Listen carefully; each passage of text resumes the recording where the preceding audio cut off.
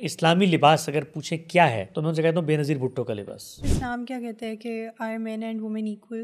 कुरान मजीद ने हर जगह कहा दुनिया में इम्तिहान मर्द और दोनों का है।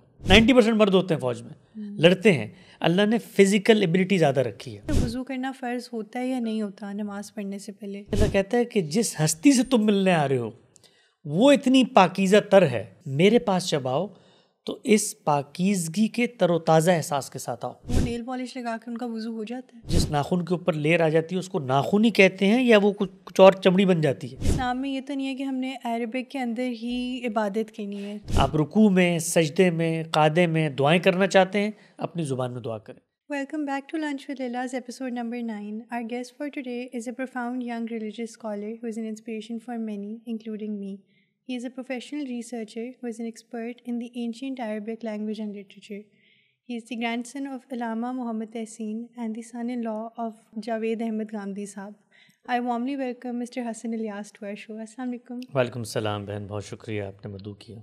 हसन भाई, हमने बहुत तारीफ़ें सुनी आपकी हमजा अली अब्बासी से भी। उन्होंने हमें बताया था कि कैसे वो जब रिलीजन प्रैक्टिस कर रहे थे, इस्लाम प्रैक्टिस कर रहे थे, तो आपने लिए क्या आसानियाँ पैदा की उनके लिए।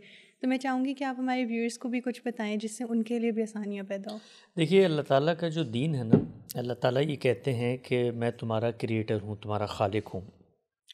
हम लोग जब ख़ुद ज़िंदगी में किसी चीज़ को तख्लीक करते हैं ना, बनाते हैं, तो हम तख्लीक के मराहिल से ख़ुद गुज़र रहे होते हैं, तो हम ये जानते हैं कि इसके क्या नताइज निकलेंगे। मिसाल के तौर पे आप कोई घर के अंदर मुजस्मा बनाएं, कोई पेंटिंग बनाएं, तो आपको पता होता है इसमें कौन से कलर्स मैंने यूज़ करने हैं, ये कलर मैं यूज़ करूँगी तो कितने अरसे बाद ये फेड हो जाएंगे, इसकी प्रोटेक्शन कैसे करनी है, इसको कहाँ पर मैंने नुमाया करना है। तो हर तख्लीक कार अपनी मखलूक के दाखिल से बाखबर होता है। अल्लाह ने हमें बनाया है। अल्लाह ताला ये कहते हैं कि जब मैंने तुम्हें बनाया है ना, तो मैंने तुम्हारी फ़ितरत में कुछ इमोशंस रख दी हैं, कुछ इंटेलेक्ट रख दी है। अब मैं जानता हूँ कि तुम क्या चाहते हो, मैं उससे बेखबर नहीं हूँ। तो जो कुछ मेरी दीन की हिदायत तुम्हें मिलेंगी, पैगंबरों से मिलेंगी, किताबों से मिलेंगी, वो ये नहीं हो सकता कि जो तुम्हारा दाखिल है, तुम्हारा अंदरून है, तुम्हारा शऊर है, विजदान है, आप उसको कोई भी नाम दें, शख्सियत है, वो उससे मुताबिकत ना रखता हो। उसको कुरान मजीद ने बयान किया कि फ़ितरतल्लाहिल्लती फ़तरन्नास अलैहा, ये जो दीन हम तुम्हें दे रहे हैं ये वही दीन है जिस पर अल्लाह ने इंसानों को पैदा किया है। और फिर अल्लाह ताला ने बताया कि जब मैंने तुम्हें पैदा किया तो फ़अल्हमहा फ़ुजूरहा व तक़वाहा, तुम्हारी शख्सियत के अंदर मैंने नेकी बदी का शऊर डाल दिया। अब जो कुछ तुम्हें मैं कहूँगा ये हो नहीं सकता कि वो तुम्हारी फ़ितरत के ख़िलाफ़ हो। अब हमारी फ़ितरत के ख़िलाफ़ क्या चीज़ें होती हैं? आप देखिए, हमारे यहाँ बहुत सारी चीज़ें ऐसी होती हैं कि जो हमें फ़ितरत के ख़िलाफ़ कही जाती हैं, हम वो करते हैं। हमें महसूस होता है कि मेरी पर्सनैलिटी, शख्सियत उसकी जात नहीं दे रही। और कुछ चीज़ें ऐसी होती हैं जो इब्तदा में हमें लग रही होती हैं कि हमारी पर्सनैलिटी रेजिस्ट कर रही है, लेकिन बाद में जब हम उसको देखते हैं तो हमें लगता है कि यार बिल्कुल ठीक थी। मिसाल के तौर पे आप बचपन में देखें, आपको भी एक्सपीरियंस हुआ होगा, मुझे भी होता है। हम छोटे थे तो हमारी अम्मियाँ हमें सुबह सुबह उठाती थी, तो बज़ाहिर ये लगता था कि यार ये कितना गलत काम कर रही है, नींद आ रही है, सोने का वक्त है, इस मौके पर हमें उठाकर बिस्तर छोड़कर आपको निकलना है और मुंह हाथ धो के नहा के स्कूल जाना है। पूरा रास्ता दुआएं कर रहे होते थे, यार अल्लाह करे फ़लाँ टीचर ही आज ना है, उसको एक्सीडेंट हो जाए, ये हो जाए, सब चीज़ें कर रहे होते थे ना। लेकिन जब बड़े हुए तो महसूस हुआ कि वो जो हमें पहले एक चीज़ लग रही थी परेशानी की, और हमें लग रहा था हमारी शख्सियत उसको कबूल नहीं कर रही, लेकिन बड़े होकर हमें वो ब्लेसिंग लगती है। सो कभी कभी आपको कुछ चीज़ें लग रही होती हैं जो आपकी शख्सियत के ख़िलाफ़ जा रही हैं, आपकी जो ख्वाहिशात हैं उनके ख़िलाफ़ जा रही हैं, बट अगर आप उनको कॉन्सिक्वेंसेस के साथ रिलेट करके देखें तो वो आपको ब्लेसिंग लगती है। तो अल्लाह ताला ये कहते हैं कि इस दुनिया में मैंने तुम्हें भेजा है, और भेजने के बाद इरादा दिया, इख्तियार दिया, और दो रास्ते दिखा दिए हैं। तो इम्मा शाकिरन व इम्मा कफूरा, तुम्हारी मर्ज़ी है शुक्र करते हो, तुम्हारी मर्ज़ी है इनकार करते हो। मैंने तुम्हें पैदा किया, नेमतें दी, तुम्हारे अंदर ही जज्बा पैदा होता है। देखो, तुम्हारे अंदर ही जज्बा अपनी माँ के बारे में पैदा होता है क्योंकि वो तुम्हारी केयर करती है। तो मेरे बारे में नहीं पैदा होता कि मैंने तुम्हें पैदा करके इतनी नेमतें दी, इतनी आसानियाँ दी, इतनी सहूलियात दी। अच्छा, तुम्हें आजमाइश से भी तो गुजरना पड़ता है ना, तो ये याद रखो कि ये आजमाइश भी तुम्हें बुलंद करने के लिए मैं देता हूँ। तो कॉन्सिक्वेंसेस को सामने रखो। तो जो दीन हमें अल्लाह ने दिया है, मैं बतौर एक तालिब इल्म के और क्रिटिकली दीन को पढ़ने वाले के, मैंने जब दीन का मुताला किया तो मुझे महसूस हुआ कि कोई एक चीज़ भी ऐसी नहीं है जो मेरी फ़ितरत के ख़िलाफ़ हो, और जब कोई चीज़ फ़ितरत के ख़िलाफ़ नहीं होती तो वो आपके लिए आसान होती है। तो इसको एक और ज़ाविये से अगर आप देखें तो लोग तो ये कहेंगे ना कि भाई आपने दीन में आसानियाँ पैदा कर दी और आप ऐसा सहूलत पसंदी वाला दीन लोगों को बताते हैं कि उनकी सब ख्वाहिशात की तक में, ये मैंने नहीं किया, ये अल्लाह ताला ने किया है। और क्यों किया है? इसलिए कि जो दीन उसने दिया वो ये कहता है ये इंसान के मुताबिक है। तो इंसान को अगर किसी चीज़ में राहत महसूस होती है तो ये अल्लाह ने उसको राहत दी है। बिल्कुल। और हसन भाई, one of the most debated topics when it comes to women in Islam, तो वो आता है पर्दे का कॉन्सेप्ट। तो वो क्या कोई रिलीजियस ऑब्लिगेशन है या हमारी पर्सनल चॉइस होती है कि हमने पर्दा करना है? देखिए वहाँ पर भी अल्लाह ताला क्या कहते हैं, प्योरिफिकेशन। अब प्योरिफिकेशन के लिए अल्लाह का ये कहना है कि कुछ चीज़ें प्रिवेंटिव मेजर के तौर पे होती हैं। दुनिया भर में हम ये देखते हैं कि हमें कुछ प्रिवेंटिव मेजर्स अपनाने पड़ते हैं। इसको अरबी में कहते हैं सद्दे ज़रिया, यानी रोकना किसी चीज़ को वहाँ पहुँचने से। मिसाल देता हूँ मैं आपको, आप हाईवे पे गाड़ी चलाते हैं वहाँ पर प्रिवेंटिव मेजर के तौर पे 120 की स्पीड लिमिट सेट की हुई है। क्यों की हुई है? इसलिए की हुई है कि जो उमूमी तजर्बात हैं उससे इंसान ने ये सीखा कि अगर आप 120 किलोमीटर्स पर आवर से ज़्यादा तेज़ गाड़ी चलाएंगे और सामने अचानक से कोई चीज़ आ जाती है तो ब्रेक लगाने में आपको दुश्वारी होगी, उससे इंसानी जान जा सकती है। तो आपने कलेक्टिव विजडम के ज़रिए एक चीज़ अखज़ की और एक प्रिवेंटिव मेजर के तौर पे दुनिया के अंदर नॉर्म बना दी। दुनिया में किसी को इस पर एतराज़ नहीं होता, सारी दुनिया इसको दुरुस्त समझती। क्यों? क्योंकि इससे आपकी जान की हिफाजत होती है। अल्लाह ये कहते हैं कि जिस तरह तुम्हारी जान है इसी तरह तुम्हारा मॉरल बीइंग भी है। तो मर्द और औरत, हम ये जानते हैं कि फितरी तौर पर हमारे अंदर एक दूसरे के लिए कशिश रखी गई है। उस कशिश को अल्लाह कहता है कि जायज़ तरीके से इस्तेमाल करना है। निकाह करो, शादी करो, ख़ानदान बनाओ, तुम्हारे ताल्लुकात हों, जो डिज़ायर्स हैं उनको फुलफ़िल करो। लेकिन उससे पहले भी तो मिलना जुलना है ना। सोसाइटी में रहते हैं, अल्लाह ने दो मखलूक़ात पैदा की हैं, मिलेंगे जुलेंगे।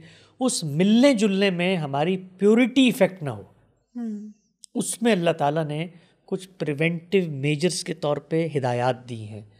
3 हिदायत हैं। उन 3 हिदायत में से 2 जो हैं वो मर्द और औरत दोनों के लिए हैं। उसमें कोई औरतों को अलग से नहीं कहा अल्लाह ताला ने कि जी औरतों के ऊपर कंबल डाल दो, औरतों को दुनिया से तुम छुपा दो क्योंकि इनकी वजह, ऐसा कुछ भी नहीं हुआ। दोनों को हिदायत की है। तो पहली हिदायत मर्द और औरत दोनों को की है कि अपनी निगाहों में हया पैदा करो, जिसको अरबी में कहा जाता है एक ताबीर में गज़्ज़े बसर, यानी निगाहें जो हैं वो खदो खाल का जायज़ा लेने वाली ना हो, ताड़ने वाली ना हो। निगाहें आप खुद देखें, आप जब बाहर निकलते हैं सोसाइटी में, यू कैन जज इजीली कि कौन सी निगाह डिसेंसी के साथ आपके ऊपर पड़ रही है और कौन सी निगाह ईवल के साथ आपके साथ पड़ रही है। तो अल्लाह ने कहा अगर मेरे मानने वाले हो ना, निकलते हो, मिलते हो, मिलना जुलना होगा, घरों में लोग आएंगे, चेहरे को देखोगे, जिस्म को देखोगे, लेकिन देखना डिसेंसी के साथ है। उसका ये मतलब भी नहीं है कि आप नीचे निगाह करते हुए जाएं और ठोकर खा के गिर जाएं, डिसेंसी के साथ। तो मर्दों को भी कहा, औरतों को भी कहा कि हया बाख्ता नज़र नहीं होनी चाहिए, तुम्हारी नज़र में शर्म होनी चाहिए। और हमारे यहाँ आपने देखा होगा हमारी अपनी जो तहजीब है, कल्चर है, हमारा कल्चर चूँकि मुसलमान यहाँ पर हैं तो बहुत सारी जो रिलीजियस वैल्यूज़ होती हैं वो कल्चरल नॉर्म में ढल जाती हैं, तो हमें पता नहीं चलता। आप हमारे यहाँ देखें, जब ख़वातीन से मिला जाता है तो ख़वातीन क्या करती हैं, मिलते मिलते में थोड़ा सा दुपट्टा यूँ कर लेती हैं। देखा होगा आपने, हमारी अम्मियाँ, दादियाँ, नानियाँ ये करती थी। ये भी उसी का इजहार होता था कि मैं अब आपसे मिल रहा हूँ तो मैं अपने आप को थोड़ा सा मोहतात कर रहा हूँ, पहली चीज़। दूसरी चीज़ अल्लाह ताला ने दोनों को कही कि आपके जो प्राइवेट बॉडी पार्ट्स हैं आपने उनकी हिफाजत करनी है। इट्स नॉट ओनली कि आपने कवर करना है, उनको हिफाजत करनी। हिफाजत का मतलब क्या होता है कि वो जगह और उस तक पहुँचने के जो मुत्तसिल आज़ा हैं उनको भी आप ढाँपें। मसलन आपका सीना है, आपका गला है, तो वो ऐसा होना चाहिए कि वो आपका सीना नुमाया ना हो उसके अंदर। हमारे यहाँ आप देखें इसका नुमाया तरीका लोग इख्तियार करते हैं, दुपट्टा पहन लिया, कोट पहन लिया, ताकि सिर्फ ये नहीं कि आपने छुपा दिया बल्कि उनकी हिफाजत की। दोनों को कहा गया। तीसरी चीज़ एक ज़ायत, वो सिर्फ ख़वातीन को कही गई क्योंकि उन्हीं से मुतल्लक थी। ख़वातीन तैयार होती हैं, ज़ेब ज़ीनत करती हैं, अल्लाह ने उनके अंदर ये फितरी सलाहियत रखी है। उनको कहा है कि जब तुमने ज़ीनत की हुई, ज़ीनत का मतलब होता है ज़ेवर पहनकर अपने आप को बनाओ श्रृंगार करना, ज़ेवर पहना हुआ है, तो इस सूरत में हाथ, चेहरा और पैर, इनके अलावा जिस जगह पर उस ज़ीनत को नुमाया किया हुआ है वो उन रिश्तेदारों के सामने मत खोलो जो घर के रिश्तेदार होते हैं। अच्छा। मुराद इससे क्या है? मुराद इससे ये है, जिस तरह आप अभी बैठी हुई हैं यहाँ पे, ठीक है ना, आपने चेहरा आपका मुझे नज़र आ रहा है, दीन कहता है जीनत के बावजूद आपका चेहरा नज़र आ सकता है, कोई मसला नहीं है।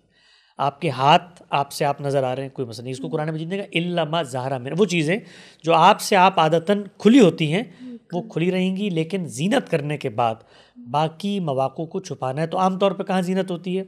गले का जेवर, सीने के हार, तो वो पहनने के बाद आप उनको नुमाया ना करें। और एक इजाफी बात बताई, वो भी एक इम्कान के तौर पे, कि हमारे आम तौर पर हम पाजेबे पहन लेते हैं तो छनछनाते हुए फिरते हैं, उससे एक एहसास डेवलप होता है, कोशिश करें वो भी ना हो। और इसमें स्टेप्स है, यानी ये नहीं है कि पहले दिन आपने ये कर लेना है, ये पहला मरला है, ये दूसरा मरला है, इसके बाद आप बढ़ते चले जाएंगे आगे। तो जब आप आगे बढ़ते हैं तो हया का चूँकि कॉन्सेप्ट मौजूद है और अब अल्लाह की हिदायत पर अमल करते हैं, तो इससे क्या चीज़ पैदा होती है? एक सातिर, मोहतशिम, डिसेंट जामा ज़ेबी और लिबास, जैसे हमारे यहाँ होता है। तो इससे सर की ओढ़नी का कॉन्सेप्ट पैदा हुआ कि अगर मैंने सीने को उस तरह नुमाया नहीं करना तो क्यों ना मैं एक कपड़ा ले लूँ और वही कपड़ा मेरे सर पर भी आ जाए। और मैंने कोई कोट पहन लिया, कोई गाउन पहन लिया। मुझसे अक्सर पूछते हैं लोग कि आपके लिहाज से एन इस्लामी लिबास अगर पूछें क्या है तो कोई आप डिस्क्राइब करके बताएं, हम उसको अपनाएं। तो मैं उनसे कहता हूँ बेनज़ीर भुट्टो का लिबास। अच्छा। यानी आप बेनज़ीर भुट्टो का अगर आप लिबास देखें तो मेरे लिहाज से इस्लाम को औरतों से जो लिबास मतलूब है वो मेरी प्राइम मिनिस्टर पहनती थी। आपने कभी देखा होगा आपने उनको, आप देखें कितना डिसेंट लिबास वो पहनती थी खातून होने के बावजूद। और उस लिबास के अंदर डिसेंसी भी थी, हया भी थी, और एक औरत का जो उठना बैठना है उसके अंदर तहजीब है, उसके अंदर जो सर के साथ आपकी बॉडी के साथ एक इंटीग्रेशन है, वो सब कुछ नुमाया होकर सामने आती है। तो ये दीन का तकाजा है। बाकी उसके बाद जिस तरह मैंने आपसे अर्ज़ किया कि इंसान इस पर आमादा नहीं होता। अल्लाह ताला ये कहते हैं कि ये हुक्म मैंने तुम्हें प्रिवेंटिव मेजर के तौर पे दिया, ये असल हुक्म भी नहीं है, प्रिवेंशन है, बचाने के लिए। क्योंकि अगर ये नहीं होगा तो इसके बाद फिर क्या होगा? आपकी निगाहों को भी मौका मिलेगा, आप बहुत बेतकल्लुफ़ भी होंगे, बंद टूटते चले जाएंगे तो आखिरी नतीजे तक पहुंच जाओगे जिससे प्योरिटी का खात्मा हो जाएगा। तो उससे थोड़ा अपने आप को दूर रखो, तो उसके लिए प्रिवेंटिव मेजर हैं। तो इंसान क्या कहता है पता है आपको? इंसान ये कहता है अल्लाह मियाँ को कि आप जो प्रिवेंटिव मेजर जानते थे ना हमें सामने रख के, वो सही नहीं जानते थे, हम बताते हैं प्रिवेंटिव मेजर्स क्या है। तो फिर हम अल्लाह को सजेस्ट करते हैं और हम ये कहते हैं कि नहीं नहीं नहीं, जब तक तुम औरत को पूरा बुर्के के अंदर, निकाब के अंदर उसकी आँखें, उसका बाल, उसका नाखून ये तक नज़र नहीं आएगा ना, ये प्रिवेंटिव मेजर होगा। तो मेरे लिहाज से ये दीन में मुदाखलत करने के मुतरादिफ है।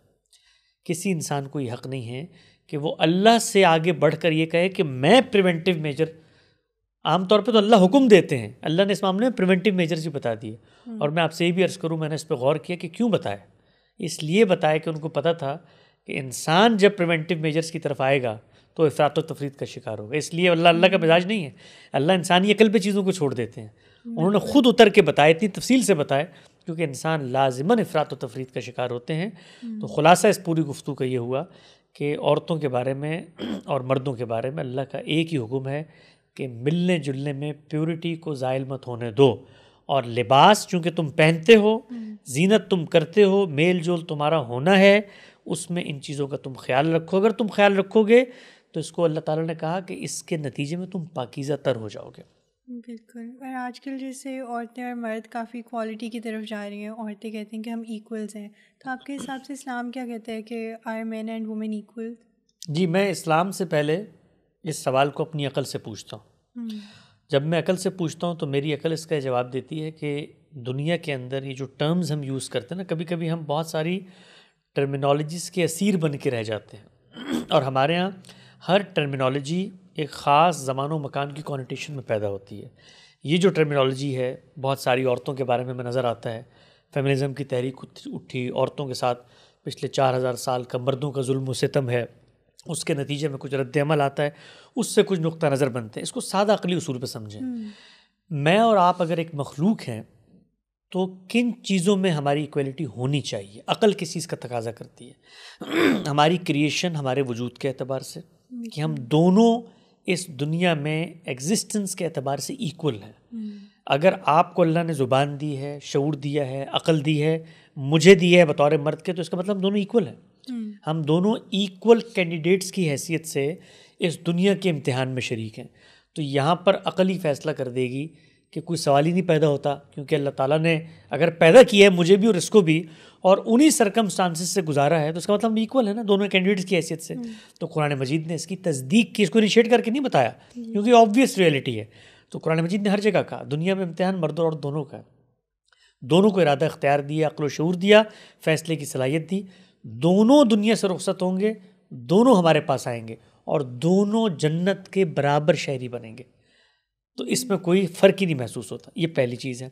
दूसरी चीज़ है रोल्स की, कि दुनिया में आप क्या काम करने की सलाहियत रखते हैं। इसमें अगर कोई शख्स इक्वलिटी तलाश करता है तो मेरे ख़्याल से उसके लिए दुआ करनी चाहिए। रोल्स में इक्वलिटी का मतलब ये है कि आप दुनिया में सलाहियतों के अंदर जो डिस्टिंक्शन, जो तफावत अल्लाह ने रखा है, आप उसको अप्रिशिएट ही नहीं करते। तो फिर तो आपको सोसाइटी के अंदर किसी शख्स से कोई काम लेने की भी इजाज़त नहीं होनी चाहिए, क्योंकि आप सब इक्वल हैं ना सलाहियत के एतबार से। तो कोई आपकी गाड़ी ना चलाए, कोई आपके घर में खाना ना पकाए, कोई आपका जहाज़ ना उड़ाए, आप सब बराबर होंगे, सब लोग सब काम करें, तब इक्वलिटी होगी। तो ये कोई अकल मानती है इस तरह की चीज़ को? नहीं मानती ना। तो इस लिहाज से अगर आप देखें तो ये भी अकल ने तय किया है कि औरतों की सलाहियत और मर्दों की सलाहियत, इसमें बाज़ जगहों पर मुख्तलिफ इख्तलाफ नज़र आता है। ये इख्तलाफ औरतों को कमतर या मर्दों को बरतर नहीं करता, ये उनकी यूनिकनेस को वाज़े करता है।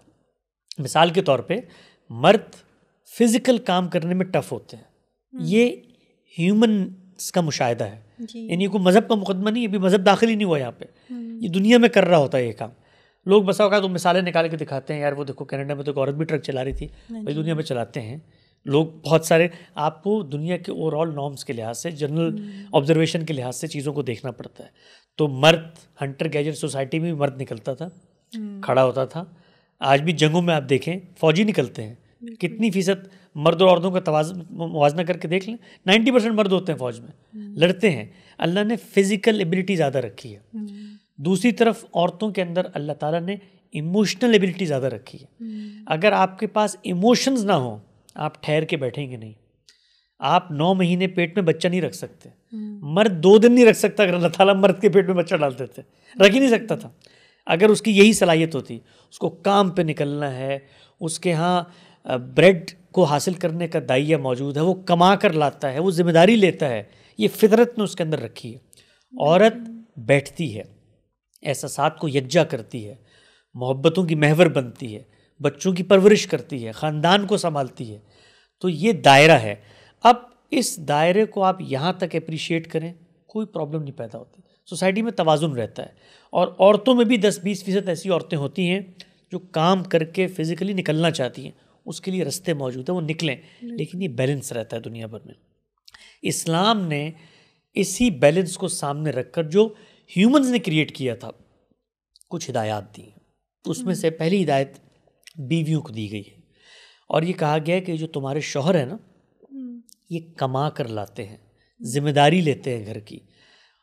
तो ये एक इंस्टीट्यूशन है जिसके अंदर एक शख्स ने इतनी बड़ी जिम्मेदारी कबूल की है, ये चल नहीं सकता अगर तुम इसके साथ ओबीडियंट नहीं रहती। इसमें इक्वलिटी, डिसइक्वलिटी, बरतर कमतर, सिरे से इसका कुछ सवाल ही नहीं है। ये बिल्कुल ऐसे ही है कि मैं कंपनी बनाता हूँ, एक उसमें CEO है और एक उसमें ऑपरेशनल मैनेजर है। तो कंपनी का फाउंडर ऑपरेशनल मैनेजर को कहता है कि ये CEO ने बड़े डिसीजंस लेने होते हैं, जब ये कोई काम कहे तो इसकी ओबीडियंस में इस बात को मान लो, ये बात कही जाती है, इसके अलावा कोई बात नहीं की जाती। लेकिन हमारी सोसाइटी में जिस तरह इसको पोर्ट्रे किया जाता है, तो लगता ये है कि हम औरतों को पैगाम दे रहे हैं कि तुम कम अकल हो, तुम कमतर हो। और इस्लाम ये कहता है कि मर्दों की हुक्मरानी होनी चाहिए और मर्द हैं जो ख़ानदान के सरबराह होंगे। अगर अल्लाह ने जीनियाती तौर पे ये सलाहियत औरतों में रखी होती तो कुरान में फिर ये हुक्म दिया जाता मर्दों को कि तुम औरतों की पैरवी करो। अल्लाह ताला ने वही रीज़न बताया, बिमा अनफ़क़ू मिन अम्वालिहिम अर्रिजालु क़व्वामून अलन निसा।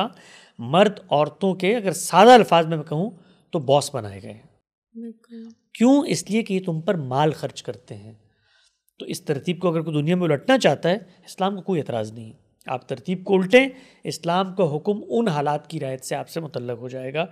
तो जिन्स के लिहाज से कोई तफरीक नहीं है। मेरी माँ औरत होने के बावजूद मुझसे बरतर है, मैं मर्द हूँ। क्यों? क्योंकि उसका मनसब मुझसे बरतर है। लेकिन मेरी बेटी औरत होने के बावजूद कमतर की बात नहीं है इसमें, मुझसे मातहती के रिश्ते में रहती है, इसलिए कि मैं घर चलाता हूँ, उसने मेरी ओबीडियंस करनी है, मेरी बात सुननी है। तो इन चीज़ों को अगर आप इस तरह से पेश करें तो मुझे ये अंदाज़ा है, चूँकि बहुत सारे औरतों पर मजालिम हुए हैं, जब दुनिया में जुल्म होता है उसके नतीजे में रैशनैलिटी प्रिवेल नहीं करती, हम इमोशंस की एक्सट्रीम पे चले जाते हैं। तो लोग बात करते नहीं है तो मैरिज तो पार्टनरशिप है और ये वो। अगर पार्टनरशिप है तो फिर पार्टनरशिप में सबसे पहले ये फैसला करना होगा आपको कि कॉन्फ्लिक्ट हो जाए तो कौन आकर फैसला करेगा। दो लोग तो फैसला नहीं कर सकते, फिर तो या दो बीवियाँ होनी चाहिए, एक मर्द होना चाहिए, मेजॉरिटी से फैसला होगा ना, जमहूरियत से। तो दो लोगों के अंदर फैसला नहीं हो सकता जब तक एक अथॉरिटी ना हो। अथॉरिटी आपको कायम करनी पड़ती है। तो इस ख़ानदान के दायरे में इंसानों ने अपने तामुलात से मर्द को वो हैसियत दी है। दीन ने सिर्फ औरतों को इखलाकी लिहाज से तवज्जो दिलाई है कि जब ख़ानदान का हिस्सा बनती हो, ये माल खर्च कर रहे हैं तो इनकी ओबीडियंस करो। ओबीडियंस का हरगिज़ ये मतलब नहीं है कि आप इख्तलाफ राय नहीं कर सकती। आप उनको ये नहीं कह सकती कि आपका फ़लाँ डिसीजन ठीक था। ये आप और मैं भी जानते हैं, जिन लोगों की शादी हुई है, ओवरऑल जनरल मेजर डिसीजंस के अंदर होता है। और आप शौहर को शौहर की हैसियत देती हैं, इख्तलाफ भी करती हैं और आप उनको कहती हैं कि मैं इस मामले में आपकी राय को दुरुस्त नहीं समझती, लेकिन चूंकि फ़ैसला आप कर रहे हैं, आपने ज़िम्मेदारी ली हुई है, शिप का स्टीयरिंग आपके हाथ में है, मैं इख्तलाफ के बावजूद सिस्टम में रहते हुए आपकी इस बात को मान लेती हूँ। ये है पूरा तसव्वुर। हर कोई इक्वल है लेकिन सलाहियत के एतबार से हर कोई मुख्तलिफ है। बिल्कुल ऐसे ही है कि आप कहें जी मर्द और औरत इक्वल होते हैं, लिहाजा फ़ुटबॉल की जो टीम है वो यहाँ पर मर्दों की होगी और वहाँ औरतों की उनका मुकाबला करा है। दुनिया में होता कहीं यहाँ पर? आप देखें दुनिया में हम स्पोर्ट्स जैसी चीज़ जिसमें कोई रिलीजन फ़लसफ़ा नहीं है, वहाँ पर भी हम क्या करते हैं, इस सलाहियत के एतबार से मुकाबला करवाते हैं। तो इस पहलू से अगर आप चीज़ों को देखें तो मेरा नहीं ख्याल को मुश्किल पेश आएगी। और एक और जो काफ़ी कॉमन क्वेश्चंस होता है मुस्लिम्स को, वो होता है कि अब जैसे सर्दियाँ आ रही हैं, लोग लेज़ी हो जाते हैं, तो पूछते हैं कि वज़ू करना फ़र्ज़ होता है या नहीं होता नमाज़ पढ़ने से पहले। हम पे फ़र्ज़ किया कि हमने वज़ू करना है हर हाल में। जी हाँ, बिल्कुल फ़र्ज़ किया गया, इसलिए कि इसमें भी वही चीज़ है जो शुरू से मैंने आपको बताई, प्योरिफिकेशन। अल्लाह ये कहते हैं कि मेरे पास आ रहे हो सलाम करने, तो मैं ये चाहता हूँ कि तुम प्योरीफाई होकर आओ। और प्योरीफिकेशन के दो ही रास्ते थे, या मैं ख़ुद तय कर लेता कि मैंने जाना है, अल्लाह कहता है मैंने बुलाया तो मैं तय करूँगा। तो उसने बता दिया है कि तुम इस तरह से हाथ धोगे, मुंह धोगे, पैर धोगे और फिर मेरी बारगाह के अंदर आओगे। तो अगर ये अल्लाह से मुलाकात है तो हमें अल्लाह के नॉर्म्स को समझना पड़ेगा। ये बिल्कुल ऐसे ही है कि आपने जब जिम खाना जाना होता है ना, तो जिम खाना के कोड जिम खाना वालों ने तय किए होते हैं, आपने नहीं तय किए होते। अगर जा आप रहे होते हैं, उन्होंने बताया होता है भाई यहाँ पर ये बंद चप्पल पहन के आना, यहाँ पर ये प्रॉपर कपड़े पहन के आना।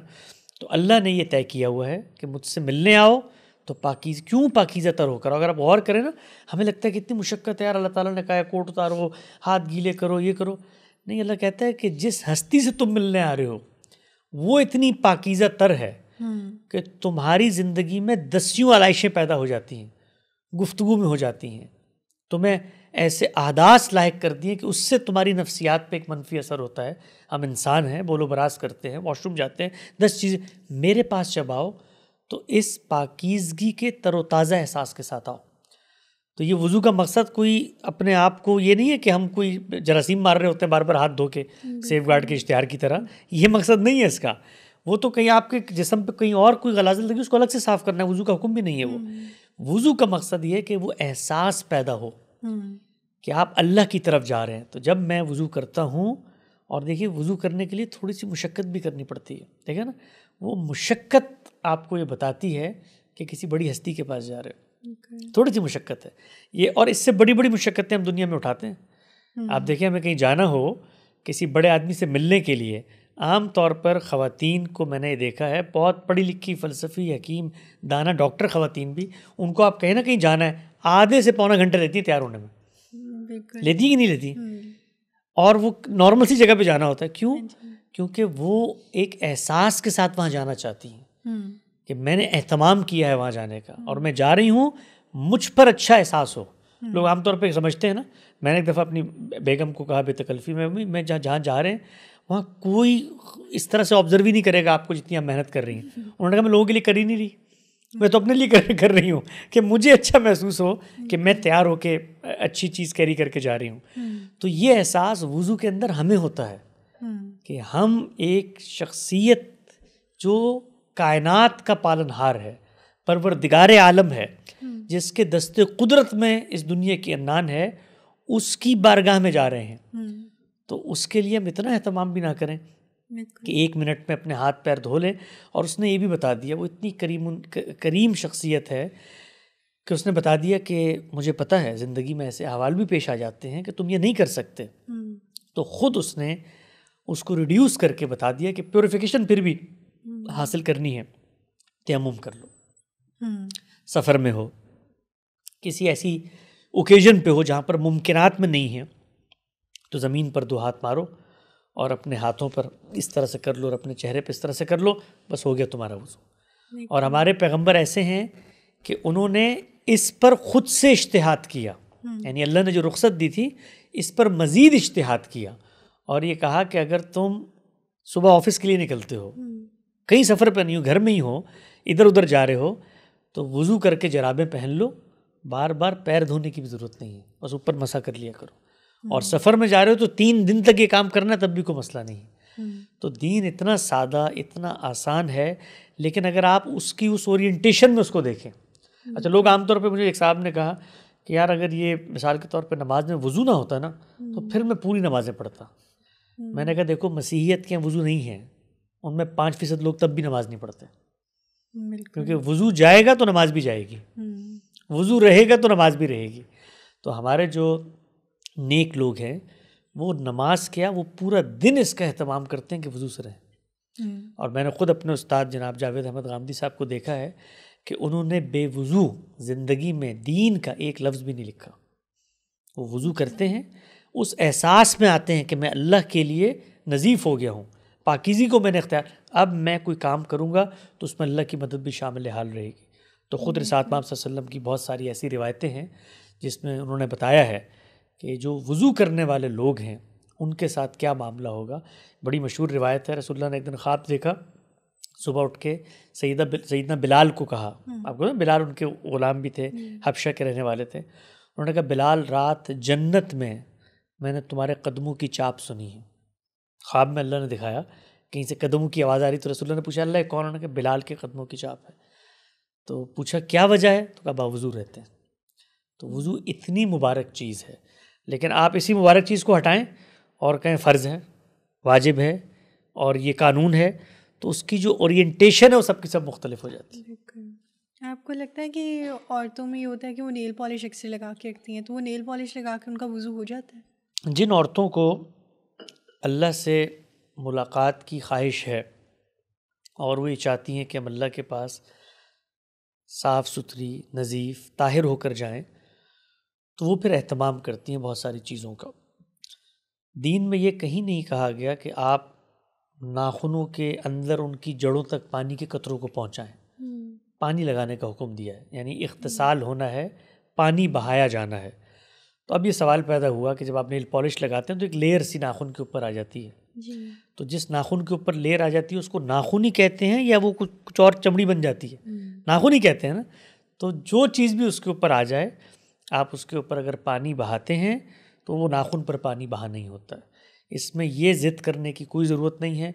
किसी को बहुत शौक़ है तो वो अपनी एक राय के तौर पर इस चीज़ को बताए कि जी मुझे ये लगता है कि नहीं, नेल पॉलिश उतार के दोबारा से वुज़ू करना चाहिए, मेरी तस्कीन नहीं होती नफ्सियात की, वेल एंड गुड, आप करते रहिए। मुझसे अगर आप पूछती हैं, चूँकि रसूलुल्लाह सल्लल्लाहु अलैहि वसल्लम की ज़िंदगी में नेल पॉलिश का इस तरह से एग्जिस्टेंस नहीं थी, कोई रिवायत नहीं आई, तो अब हम इज्तिहाद करते हैं। और इज्तिहाद में वही उसूल है इबादात के बाब में, यस्सिर वला तुअस्सिर, आसानियाँ पैदा करो, गैर मामूली गैर मोहतात मशक्क़त ना हो। तो हम ये तजवीज़ करते हैं कि जब आप नेल पॉलिश लगा रहे हों तो वुज़ू कर लें, और उसके बाद नेल पॉलिश जब तक लगी हुई है नॉर्मल वुज़ू करते रहें, इंशाल्लाह कोई प्रॉब्लम नहीं। हसन भाई, काफ़ी मजहबी इस कॉलेज में वो कहते हैं कि औरतों को खुशबू नहीं लगानी चाहिए, तो उसके पीछे क्या हिस्ट्री है? उसके पीछे एक नरेशन है, प्रॉफिट की तरफ से आई है, उसकी मिस इंटरप्रिटेशन है। तो प्रॉफिट सल्लल्लाहु अलैहि वसल्लम की जो बातें हम तक पहुंचती हैं वो हिस्टोरिकल अंदाज में पहुंचती हैं, अप्लाइड होती हैं, उनमें कभी कभी उनका कॉन्टेक्स्ट हज़फ हो जाता है, तो लोग उससे एक जनरलाइज इन्फॉर्मेशन ले लेते हैं।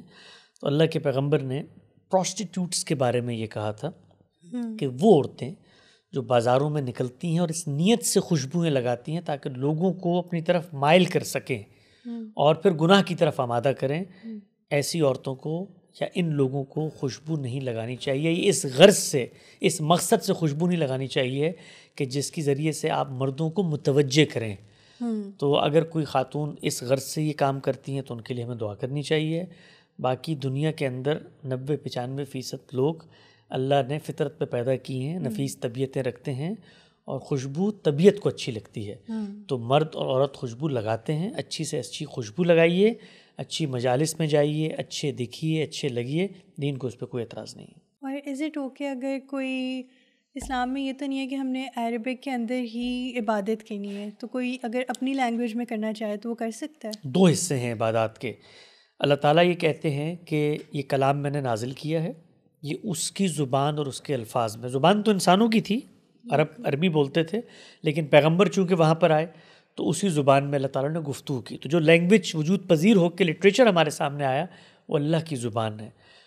नमाज में उन्होंने बताया है कि जब तुम मेरी दुआ करो, हम्द करते हैं, उसके साथ कुरान का एक हिस्सा मिलाकर पढ़ते हैं, तो वो उसी ज़ुबान में होना चाहिए।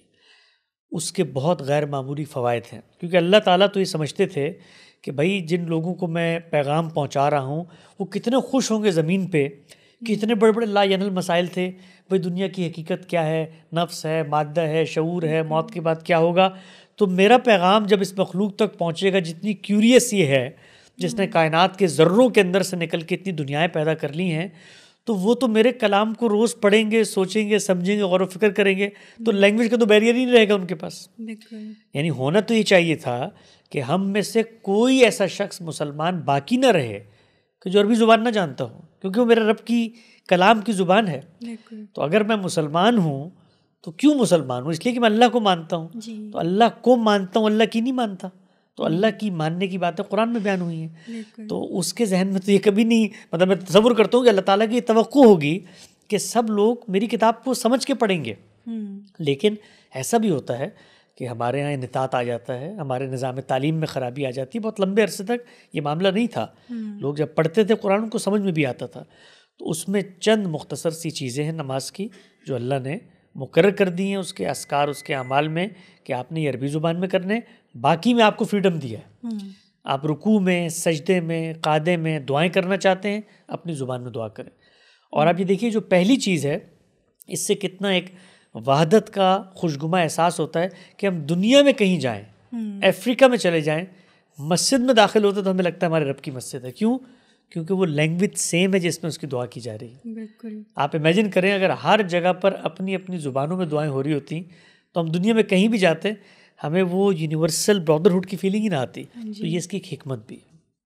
और यासिन भाई, आपको पता है कि मियाँ बीवी के आपस में इख्तिलाफ हो जाते हैं, तो इस्लामिकली उसको किस तरह रिजॉल्व करना चाहिए? पेरेंट्स की इन्वॉल्वमेंट होनी चाहिए या उनको किस तरह रिवॉल्व? मेरा ये मानना है बहन कि ये जो मौजू है इख्तिलाफात का, ये असल में इंसानी अकल का मौजू है। और दीन ये कहता है कि बहुत सारे ऐसे मामलात हैं कि जिसमें मैंने तुम्हारी अकल पर एतमाद किया है।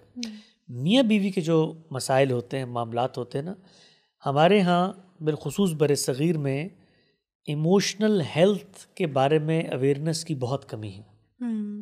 हमें फ़िज़िकल हेल्थ के बारे में तो अवेयरनेस है, चूँकि वो हमें नज़र आ रही होती है ना, जिस्म की आपने हिफाजत करनी है, लेकिन आपका बिहेवियर, आपका कॉन्शियस, आपकी जो शख्सियत है उसकी कभी हम कदर नहीं करते, कभी उसका, और हमें ये नहीं पता कि उसको भी बीमारियां लाक हो जाती हैं। तो मियाँ बीवी जब एक सोसाइटी में रहते हैं मिलजुल के, तो वो दो शख्सियात रखते हैं, और इंसानी शख्सियात के बहुत ट्रामाज होते हैं। कुछ वो खुद पैदा करता है, कुछ उसको इनहेरिटेंस में मिलते हैं।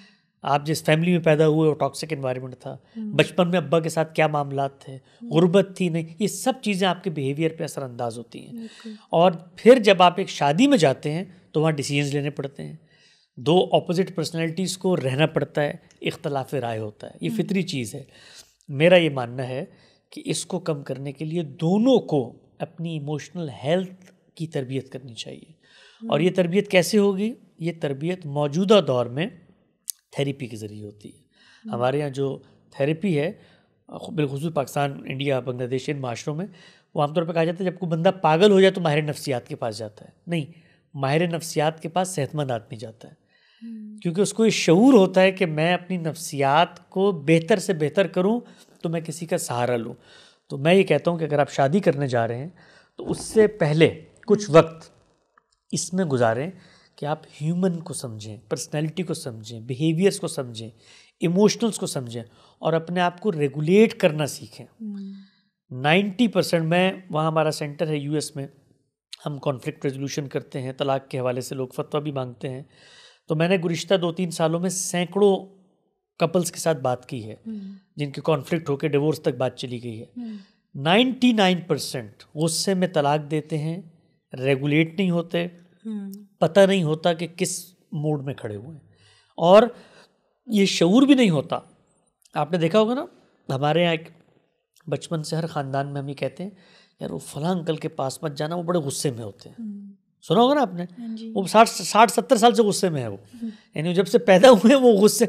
तो ये जो गुस्से में है, किसी ने आज तक उनको ये नहीं बताया कि ये जिसको आप कह रहे हैं ना मेरी पर्सनैलिटी है, आप डिसरेगुलेट हुए हैं और डिसरेगुलेशन को आपने हकीकत समझ लिया है। तो मियाँ बीवी के रिश्ते में 99% कॉन्फ्लिक्ट डिसरेगुलेशन की वजह से होते हैं।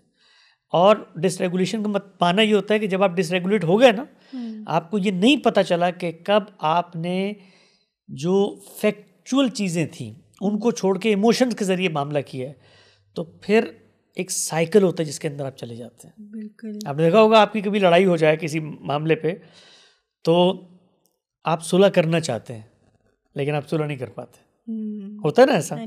और आप साइकिल में होते हैं, आप 3-3, 4-4 दिन साइलेंट ट्रीटमेंट्स देंगे। अब ये जो काम है ये दीन के करने का नहीं है, ये इंसानों के करने का। और मैं आपको मज़े की बताऊँ, हमारी जो मुसलमानों की हेरिटेज है, रिवायत है, उसमें एक इंस्टीट्यूशन था जो ये काम करता था, और वो था खानका का इदारा।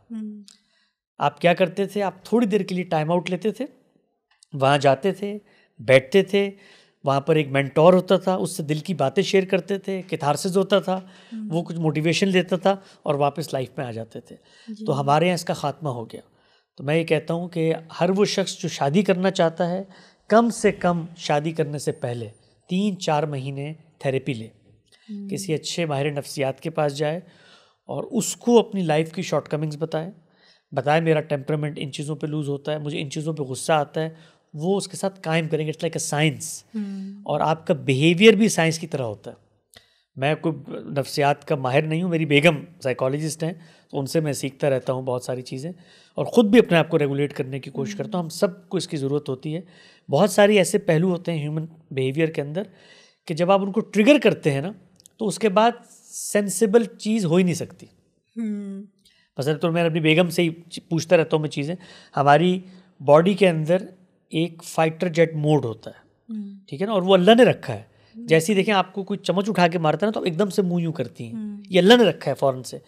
तो ये फाइटर जेट मोड ऑन होता है, उसके लिए कुछ केमिकल रिएक्शंस होते हैं, आपकी हार्ट बीट सब कुछ हो के वो नैनो सेकंड्स में आपको ऑन करके आपको बताता है कि तुमने ये काम करना है।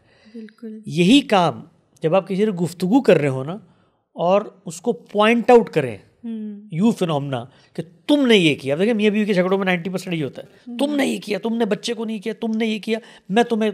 तो जैसे ही यू फिनोमेना होता है तो human body fighter jet mode on कर देती है। तो उसके बाद क्या होता है, आप डिफेंसिव हो जाते हैं, 4 बातें आप करेंगे, 4 बातें वो करेगा। उसके बाद अच्छा वो फिर आदमी क्या कहता है, इसने मुझे हर्ट किया है ना, तो मैं इसको इससे ज़्यादा हर्ट करूँ। तो वो कभी भी वहाँ तक नहीं रहता। वो फिर क्या करता है, वो वहाँ पर जाता है जो शख्सियत उसको महबूब है। तो कहता है कि तुम्हारे तो अब्बू भी ऐसे हैं, तुम्हारी तो अम्मी ने भी मेरे साथ ये किया था, तुम्हारा तो खानदान ही ऐसा। देखिए 90% यही हो रहा होता है। तो इसमें हम सबको, और इसका जो असर होता है बच्चों पे, इमेजिन वो बच्चे जो टॉक्सिक एनवायरनमेंट में बड़े होते हैं, जो अपने माँ बाप की लड़ाइयाँ देखकर बड़े होते हैं, वो मतलब दुनिया में हुक्मरान बन जाते हैं, कामयाबियाँ मिल जाती हैं, ट्रॉमास नहीं जाते उनके। बिल्कुल। तो मियाँ बीवी का जो ये रिश्ता है, ये असल में बच्चों के लिए अल्लाह ने बनाया है। तो हम खुद तो बहुत खुद गर्ज होते हैं, मेरे पास बहुत सारे कपल्स आते हैं, मैं कहता हूँ आप लोग खुद गर्ज हैं, छोड़ दें अपने आप को, अपने बच्चों के बारे में सीखें कि भाई इनकी खातिर हमने कुछ कॉम्प्रोमाइज़ करने हैं। और कामयाब अज़दवाजी ज़िंदगी, मैं कोई लाइफ हेल्थ कोच नहीं हूँ, मैं आपको कोई बहुत मोटिवेशन की बातें, मेरे सेल्फ एक्सपीरियंस है जो बता रहा हूँ। कामयाब जो मैरिटल रिलेशनशिप है ना, उसका राज ये है कि आप कॉम्प्रोमाइज़ करना सीखें। कॉम्प्रोमाइज़ का मतलब ये नहीं होता कि आप गलत अपने आप को कह रहे हैं। कॉम्प्रोमाइज़ का मतलब होता है मैनेज करना सीखें।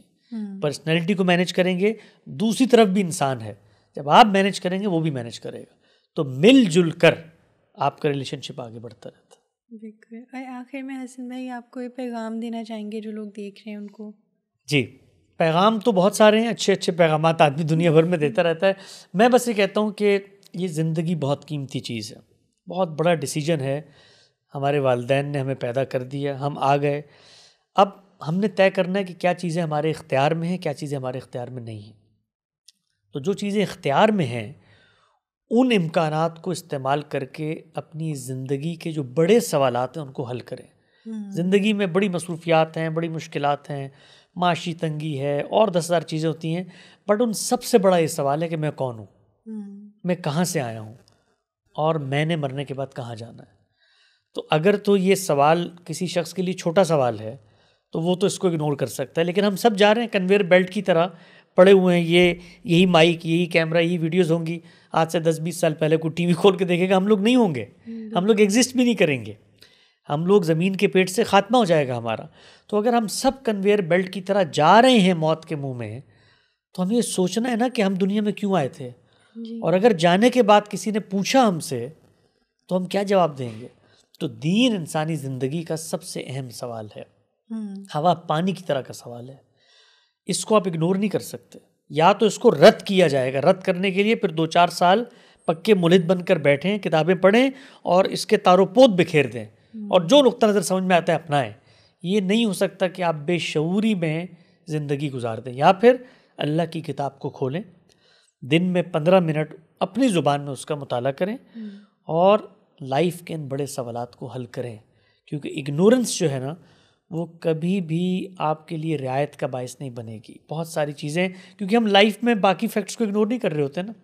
कभी हमने अपनी फाइनेंशियल ज़िंदगी को इग्नोर किया, फिज़िकल हेल्थ को इग्नोर किया, सब चीज़ों पे हम कॉशियस होते हैं, लेकिन एक ही चीज़ पे कॉशियस नहीं है कि हमारे मरने के बाद क्या होगा। तो मैं यही दावत देता हूँ, ख़ुद भी इस पर गौर व फिक्र करता हूँ, दुनिया को भी। अल्लाह ताला ने जिन लोगों को वसाइल दिए हैं उनको ज़्यादा, क्योंकि वो ज़्यादा हिजाब में चले जाते हैं। हर चीज़ हासिल होती है ना तो अल्लाह याद भी नहीं रहता, तो गुर्बत में तो फिर अल्लाह याद आ जाता है, इमारत में अल्लाह भूल जाता है। उन लोगों को भी कहता हूँ कि ये सब ज़िंदगी ऐसी चलती रहेगी। कोई दीन की तरफ आने से आपको जो जायज़ आसाइशें हैं उनका ख़ात्मा नहीं होगा, लेकिन गौर व फिक्र करें, अपने अल्लाह के पास आएँ, वो आपको गले लगाने के लिए मुंतज़िर बैठा है। Thank you so much Hasan भाई फॉर योर टाइम। आपने मेरी काफ़ी कन्फ्यूजन्स आज दूर की, एंड आई एम श्योर जो देख रहे होंगे उनके लिए भी काफ़ी हेल्पफुल रहा होगा ये पॉडकास्ट। आपकी इनायत बहन, और मैं आपका शुक्रगुजार हूँ। Thank you so much for watching lunch with लिलाज। I will see you guys in the next episode. Mics on, mask of.